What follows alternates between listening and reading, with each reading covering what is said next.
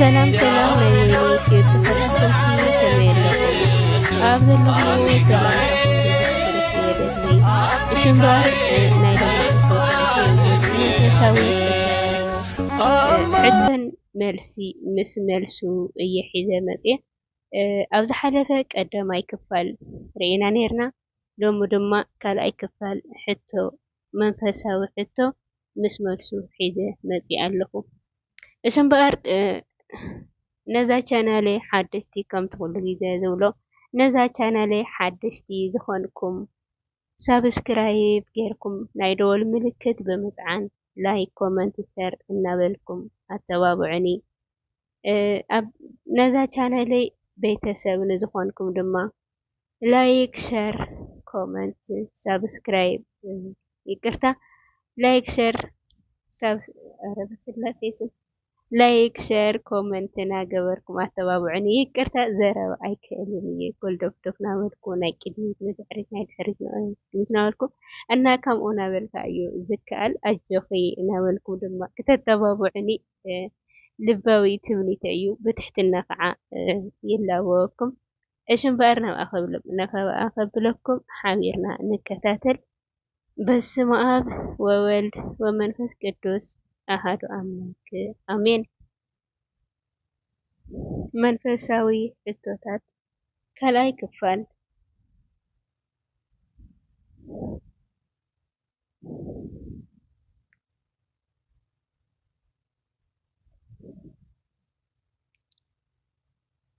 ሕቶ ፍቅዲ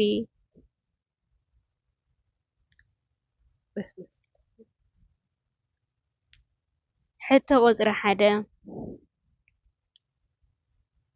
ኣብ ዝሓለፈ ንሰማይ እንተደየብኩ ንስኻ ኣብኡ ኣለኻ መንጸፈይ ኣብ ሲኦል እንተገበርኩ እንሆ ንስኻ ኣብኡ ኢኻ ዝበለ ቅዱስ ኣቦ መን ይበሃል ዝብል ነይሩ ሕቶና መልሱ ድማ ልበ ኣምላክ ቅዱስ ዳዊት መዝሙረ ዳዊት 39 ፍቅዲ 8 ነይሩ ሎማዓንቲ ድማ ካብኡ ዝቐፀለ ፍቅዲ ቁፅሪ 11 እተን ዓበይቲ ጉባኤ ቤተ ክርስቲያን ክንደይ እየን ንሳተን ከ እንመን እየን ብልቦና ንከታተሎ መልሲ 3 እየን ንሳተን እውን ኒቅያ ኤፌሶን ቆስጠንጥንያ እየን ሕቶ ቁፅሪ 12 ዕረፍቶም ንኣቦና ኤጲፋንዮስ ዘሃገረ ቆብሮስ መዓዝ ይውዕል መልሲ 17 ግንቦት ካብ 315 ክሻብ 403 ዝነበሩ ኣቦ እዮም ሕቶ ቁፅሪ 13 እቲ ራእይ ንምድብ ግዜ እዩ ናብ መወዳእታ ይቕልጥፎ ኣሎ ኣይንስሑን ከዓ እዩ ይቅርታ ኣይሕሱን ከዓ እዩ ብርግጽ ክመጽእ እዩ ኣይክድንጉን ድማ እዩ እሞ እንተደንጎየ እኳ ተጸበዮ ዝበለ ቅዱስ ነቢይ መን ይበሃል እዚኣ ሓቂ ወይ ከዓ ጌጋ እያ መልሲ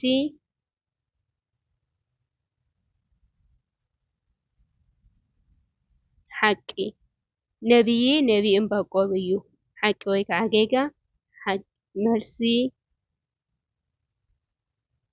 ሓቂ እሺ ሕቶ ቁፅሪ 14 ኣዴና ቅድስቲ ድንግል ማርያም ኣበር ከም ዘይብላ ንጽህቲ ከም ዝኾነት ዘረድአናን ዘምህረናን ጥቕሲ መጽሓፍ ቅዱስ ግለጽ ወይ ከዓ ግለጺ እስኪ ንመክሮ ኣሕዋተይ መልሲ መሃለይ ምዕራፍ 4 ፍቅዲ 7 ወንጌል ሉቃስ ፍቅዲ 1 ምዕራፍ 1 ፍቅዲ 28 ክሳብ 32 ሕቶ ቁጽሪ 15 ንታቦት ንምንታይ ንሰግድ?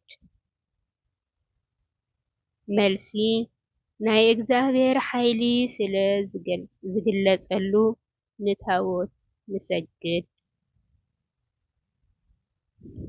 ሕቶ ፍቕዲ 16 ጻዲቕ ኣባ ገሪማ ንንግስነት ኣቦኦም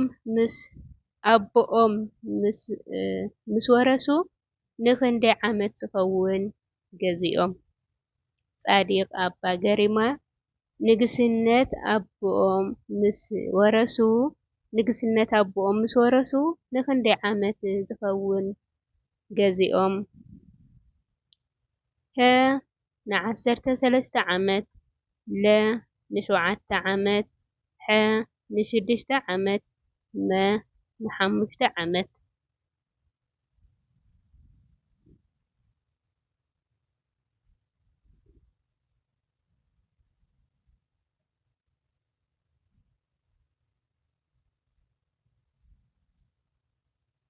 ሕቶ ፍቕዲ 16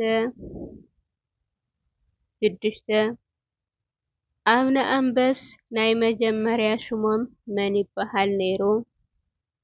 መልሲ ገብረ ክርስቶስ። ጣዓሳ እታ እንኮ መንገዲ ናይ ንስሐ እያ ዝበሉ ቅዱስ ኣቦ መን ይበሃሉ? ሕቶ ቁጽሪ 17 ጣዕሳ እታ እንኮ መንገዲ ናይ ንስሐ እያ ዝበሉ ቅዱስ ኣቦ መን ይበሃሉ? መልሲ ቅዱስ ኣቦና ዮሃንስ ኣፈወርቂ። ሕቶ ቁጽሪ 18 ኣቱም ቤተ ያዕቆብ ንዑ ኮታ ብብርሃን እግዚአብሔር ንመላለስ ዝበሉ ነቢይ መን ይበሃል? ሃይለ ቃልከ ኣበይ ንረኽቦ? ኣቱም ቤተ ያዕቆብ ንዑ ኮታ ብርሃን እግዚአብሔር ንመላለስ ዝበሉ ኣቦ መን ይበሃሉ? ሃይለ ቃልከ ኣበይ ንረኽቦ? መልሲ ኣቦና ነቢይ ኢሳይያስ መጽሓፍ ኢሳይያስ ምዕራፍ 2 ፍቕዲ 5 ንረኽቦ። ሕቶ ቁጽሪ 18 እግዚአብሔር ማለት እንታይ ማለት እዩ? መልሲ ቃሉ ናይ እግዚአብሔር ኮይኑ ትርጉሙ ከዓ እግዚእ ማለት ፈጣሪ ብሔር ድማ ዓለም ማለት እዩ። ስለዚ ፈጣሪ ዓለም ጎይታ ዓለም ማለት እዩ። ሕቶ ቁጽሪ 19 እግዚአብሔር ማለት ናይ አብን ወልድን መንፈስ ቅዱስን ናይ ሓድነት ሕማሞም እዩ ሓቂ ወይ ከዓ ጌጋ በል? መልሱ ሓቂ እዩ። ሕቶ ቁጽሪ 20 ኣብ ኩሉ ትሑት ኩን ጥበብ እንተመልአካ እውን ድሕሪ ኩሉ ተዛረብ ምኽንያቱ ኣብ መወዳእታ ቅኑዕ መደምደምታ ክትገብረሉ ኢኻ ዝበሉ ቅዱስ ኣቦ መን ይበሃሉ? መልሲ ኣቦና ቅዱስ ባኩሙየን ይበሃሉ። እምበርከስ ንዝነበረና ጸንሒት እዚ ይመስል